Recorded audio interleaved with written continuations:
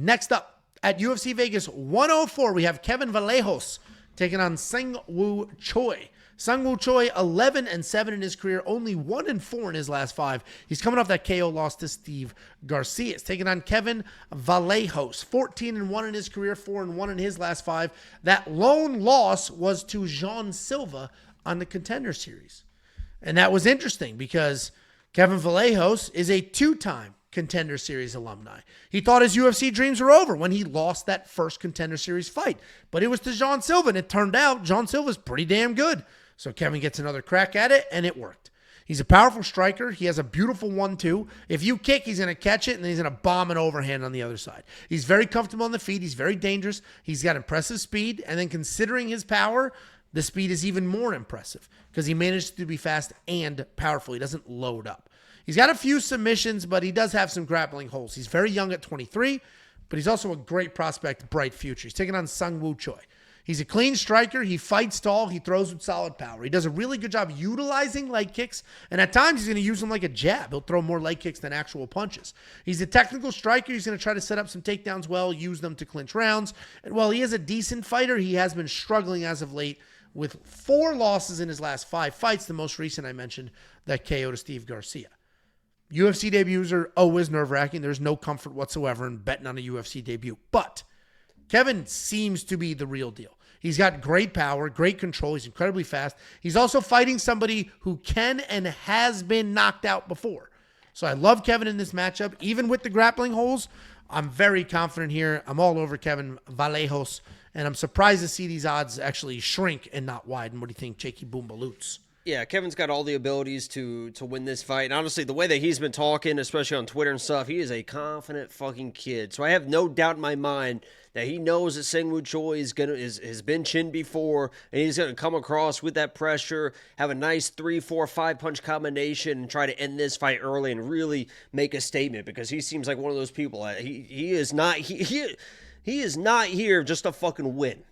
You know, he is one of those kids that he wants to make a fucking statement every time he goes out there. He honestly strikes like Josh Van with like power of Ilya at some points. I mean, the way he can rip the body and his boxing is so clean. Whatever happens, you know, here's another free bet for you. I mean, what are we going to do? We have fucking $10 a month if you want to support the cause. I played the under 1.5. The odds are starting to close on that a little bit. It's still plus money, but I think no matter what happens, because Troy's got power too. I mean, that Jarno fight, he basically slept Jarno and then jumped on top of him for some reason, and that saved the fight. So I think something happens inside of a round and a half. It's still plus money, but my pick's got to be Kevin, because I think he's the one that gets it done. Yeah, no, I love it. I told you, like, you and others are saying this isn't that good of a card. Maybe I like this card because watching the tape on the dude who looks like me, watching the tape on Kevin, I was like, these guys are good. These aren't just some random Contender Series people that are getting, like, these are good fighters with good records. They're established. Not this, like, 6-0 bullshit. What are you doing? How fast can you move your tongue like that? Not as ridiculously fast as you can. Oh, maybe I can. Tiff. Holy shit. Oh, my God. No wonder she puts up with your fucking I've never seen bullshit. it. I've never seen it. Holy shit. Fast. My God. It all makes sense now. Yeah. Oh, good for she you, needs to be nicer to me. Why is she not nicer to me? Shit. Damn. Yeah, what the fuck? My God. Well, I'm excited for this fight.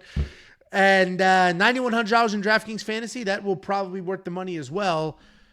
You can unlock every single pick and bet. There are a lot more bets than the few that Jacob were giving away on here. I promise you that. I give out plenty, yeah.